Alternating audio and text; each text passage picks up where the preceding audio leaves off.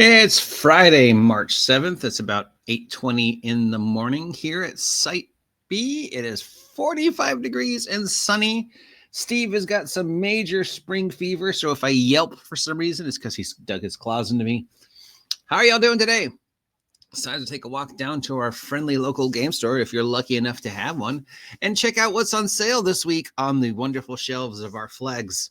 But as always, don't take my word for it. If I mention a product you're interested in, call ahead and make sure they have it in stock.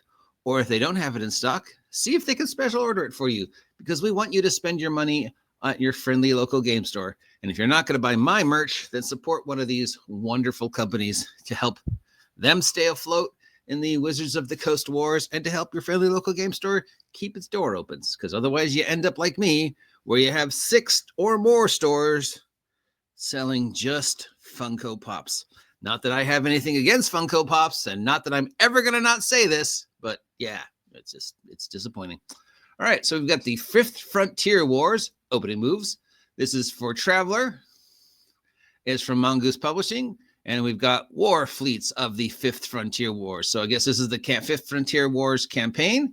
And then these are all the spacey ships you get to fly around with and blow things up with in the 5th Frontier Wars. I don't know enough, Traveler, to tell you what the 5th Frontier War is, or if there were 4 before it, or if they just jumped right to 5. But it's $50 for the opening moves and $50 for the war fleet of the 5th Frontier. And this seems to be some sort of like basically adventure path across the Traveler universe, where you have the whole beginning, middle, and end of the 5th Frontier Wars, which I guess is part of this, again, the Traveler story that's currently going on. It is referred to as Traveler, the 5th Frontier War. Doesn't really give us a lot of detail. Obviously, the War Fleets has spaceships, and opening moves is the first part of what I guess is an adventure path. From Troll Lord Games, we have Engineering Villages for $11. Provides you all the information needed to quickly establish small settled communities, specifically hamlets and villages. Because I guess if you want big, medium, and large, those would be separate books. So this one is just $11 telling you how to make small villages, small towns, small hamlets, small shires. I guess 1,000 people are left. I don't know. There's some math that decides which the size of the city and what name it gives. Like X amount of people makes it a hamlet. X amount of people makes it a village. X amount of people make it a town. X amount of people make it a city. X amount of people make it a mega city. And I guess it's, I don't know who does that. I want to say probably Department of Planning, maybe Weights and Measures. I don't know how it's decided. Like, oh, this is it. And Thorpe, don't forget Thorpe. But I know it's actually, there is actual math. So, but behind the what deviates a hamlet from a village, from a thorpe, from a town, from a city, whatever. But this is $11 for city building. And although it specifically says it's villages, I mean, come on. It's not like the Castles and Crusades police are going to show up if I decide there's 501 people in the town. It's like that thing in my lease where it says you can have a fish tank, but the fish tank can only have 50 fish in it. And when I read that, the first question I asked was, what if there's 51? How would they know? And would they show up at my door and like kick it down? Fish beliefs. I mean, do they have a fish detector that comes by your house and counts them every month? Oh, I'm seeing you've got 51 fish there, Mr. OGGN. I'm afraid one of them's got to go or you're evicted. So, I mean, what if I add an extra building to my village? So you could use it to design any city, really. So really, it's just a city building guide for $11. From Andrew McNeil Publishing, we have Wonderland, Adventures with Friends, a collection for RPG one-shots, and the Map Library. So we've got Wonderland for $35. It's Lewis Carroll's Wonderland. I guess if you can't find Red and Pleasant Land by our good friend Zach S., you can try this. So somebody's converted Wonderland, not for the first time, to 5e. So it's 5e Wonderland, which means it's all the horror, terror, mind-numbing, drug-induced wackiness, but it's 5e, so it's all safe and warm and healthy. Then we've got Adventures with Friends, which has got a bunch of different adventure one-shots in it for $35. Then we've got a map library, which includes 100 maps for $80. 100 maps for $80. I mean, 80, what is it, 100 maps for $80. So, and they're the dry erasable battle mats, so you get a whole box of them. I mean, that feels like that's a good deal. $80 for 100 maps, all created in the proper way. Collection of one shots, sure, why not? You know, it's obviously, look, it's trying to be all cute and happy with this little art here. And then Wonderland. Well, Wonderland's been done before for D&D. I mean, Gygax did Land Beyond the Magic Mirror. So it's not like it's new. From Legendary Games, we have Dragon's Horde issue number 50 and Ultimate Ships. Dragon's Horde's issue number 50 is basically their monthly anthology of magic and monsters and spells and elements and traps and all the other things, just bits and pieces that you can take or ignore for 5e. It's the continuation of the legacy of Dungeon and Dragon magazine. And Ultimate Ships for $14 is, wait for it, a book about boats.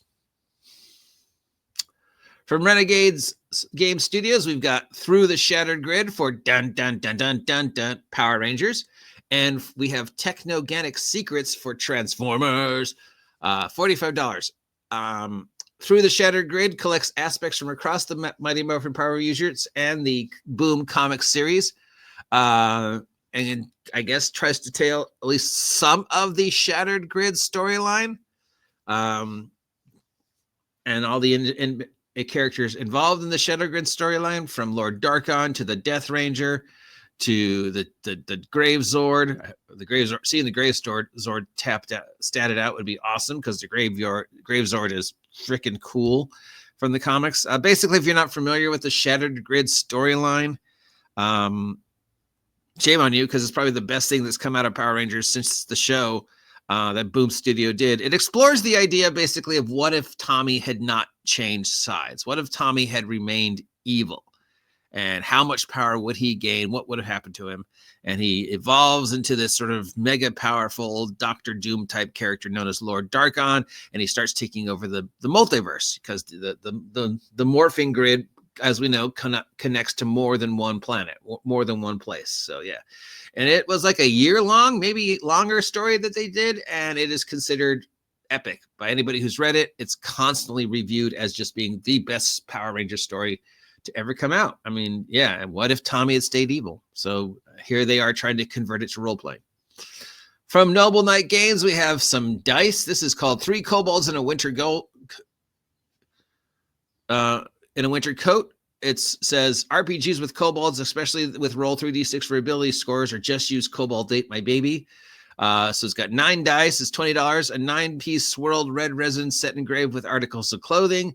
I don't know why it has articles of clothing. Oh, because, you know, the idea of disguising yourself, I guess. How did the kobolds get into town? They stand on the top of each other's and wear a coat.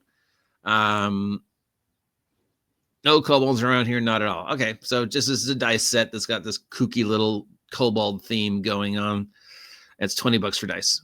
Obviously, get the Power Rangers things, because it's Power Rangers. I love Power Rangers. And it's the Shattered Grid storyline, which is epic and dark. Book on boats for $14. If you want to have boats in your game, this is as good as any. I always like to see these type of magazines getting supported. So yeah. Nah. I mean, maps, 80 maps for $100 does seem decent if they're good maps. Cutesy, I'm done with just no more cutesy in D&D. There are other games to do this with. Though I guess that's the whole direction of D&D right now. So maybe this is the best product for D&D 2025. I don't know. And I suggest if you can't find a copy of the other stuff that's been done for D&D Wonderland, pick this up. This book of Villages for $11. And I don't know enough about the Traveler storyline to tell you whether I think this is as good or not. So if you know what's going on in the current Traveler storyline, then maybe you can look at this and go either, yes, that's really cool, or nah, don't get it, it's dumb. I don't know. Can only make villages. That's stupid. I'm going to buy it and use it to make an entire town. Go ahead and stop me. And Tunnels and Troll Lords is like, yes, we know. People are going to buy it just for that. Another victory for us. I made a big community. What are you going to do? Spend your $11. All right. So that's all the products that are on the shelves of your friendly local game store this week. If you are lucky enough to have a friendly local game store. And if you do, please support them. If they don't have the product in stock, ask if they could special order it for you. But don't give them a lot of crap if it doesn't show up within a week, because remember, in regards to special orders, we're still dealing with the whole outcome of the Diamond distribution going bankrupt. So yeah, in the millions of dollars of money that they owe to various companies, not just one company, but various companies. I mean, I can understand, oh, we're a couple thousand in debt. We just got to catch up, but we're a couple million in debt, and you only now just notice. That's more than just that seems to be some mega incompetence on the part of your accounting department, that they somehow missed that you owed these guys $9 million. Oh, by the way, let's see. We owe the post office $650 for that package, and we owed Wizards of the Coast $9 million. What was the second part? Nothing. You said something. We owed Wizards of the Coast. What? Oh, we owed Wizards of the Coast $1 million. How many? We owe them $9 million, sir. How did that happen? It's sad. Anyways, that's it. Have a great Friday. Stay safe out there. Stay warm. It's like 44 degrees here in Southern California, which is just weird, but for the rest of the world, that's normal. So yeah. Till next time.